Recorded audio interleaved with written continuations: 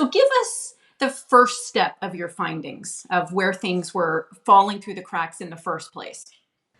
Well, in this particular project, kind of one of the obvious issues was how the work was being assigned.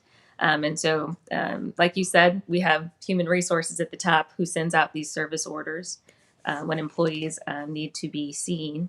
And that service order was being sent to a group inbox that everyone had access to. So, if you can imagine, you and I and two other people are sharing one email address, and we all go in every day and look at emails in that inbox, looking for whichever emails are mine for my country. Now, if I open an email and it's for you and I move on to the next one, what happens to your email? It's no longer like showing in red, and that little like indicator goes away.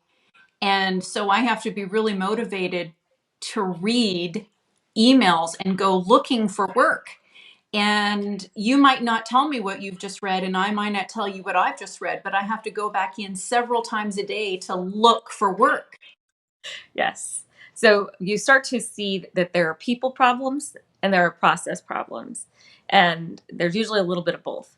That was definitely a system process problem.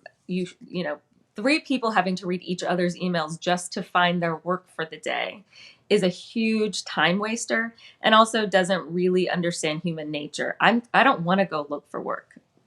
Hand me work and I might do it. Very few people are going to be motivated every day to go look for their work. Right. So the way that it was set up wasn't really a process at all. It was just dumped into one repository. All right. Well, that setup wasn't working. And I think that you one time had said that employees were more or less allowed to hide because there was no accountability. And I had never really thought of it that way. Whenever there is work that needs to be done, and if it's not done, there are zero consequences. And I don't mean like getting fired or anything like that. Nobody notices. Work that does not get done and no one notices is a hiding place. So when you give people places to hide when they're tired, when they're frustrated, or just it's not their day, they're going to hide in those places. So we take away those hiding places. We take the work out of that group inbox and we put it somewhere that everyone can see. I've even done this at home with my son. Transparency is very important when it comes to work. Tell us more about at home. How did that go? It went well. I mean, I'd say it went well. If I think it did, you'd have to ask him. Um, but my son, my teenage son, if you guys know teenage boys, was that his room was messy, as many teenage boys' rooms are. And I would remind him, and we had consequences, and it just stayed messy. And so I realized that whenever I would pass by the door, it was always shut, and I'd have to go in when I felt like it to look. And I didn't really feel like it all the time. So I told him, take the door off the hinges. I want to see it every time I pass by. And he looked at me like you're looking at me right now, like, Take the door off. yeah. So I say, let's take this door off. I think the door might be the problem. We need to be able to see in here. So the door comes off, comes into my room, and now every time me or anyone else passes this room, we can see the state that it's in. And he didn't like it. It was just very obvious how messy the room was. And we really didn't do anything differently. And lo and behold, day after day, it got a little cleaner until it was clean.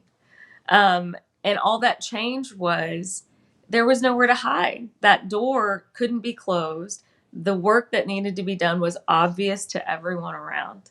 And so that transparency, while that may seem like a strange example, it works the same in the workplace. So you give people a place to hide, whether their work is done or not, it may not get done. You really have to shine a light on all those hiding places. And that pulling those service orders out of that group inbox, which is just like a dungeon, nobody can see them, and putting them openly onto a dashboard where everyone can see who's assigned what work really, really makes a difference. Oh, a dashboard, like a visualization. And it sounds like you made it public so we can all see each other's work allocations. Yes. So this is where automation comes in as well. So I make it to where that group inbox can be read by a computer. I don't need a person to read emails. And that's another one of my mantras. If a computer can do it, let a computer do it. Save people for people work. So a computer can read these emails instead of them coming in every morning and spending time doing that. Allocate those assignments to the person that they belong to, and then place all of those allocated assignments on a dashboard that's public, so my director can see it, my coworkers can see it. They can see if I've done my work or not. I can see whether I've done my work or not. Ooh, and so there's that behavioral economics piece.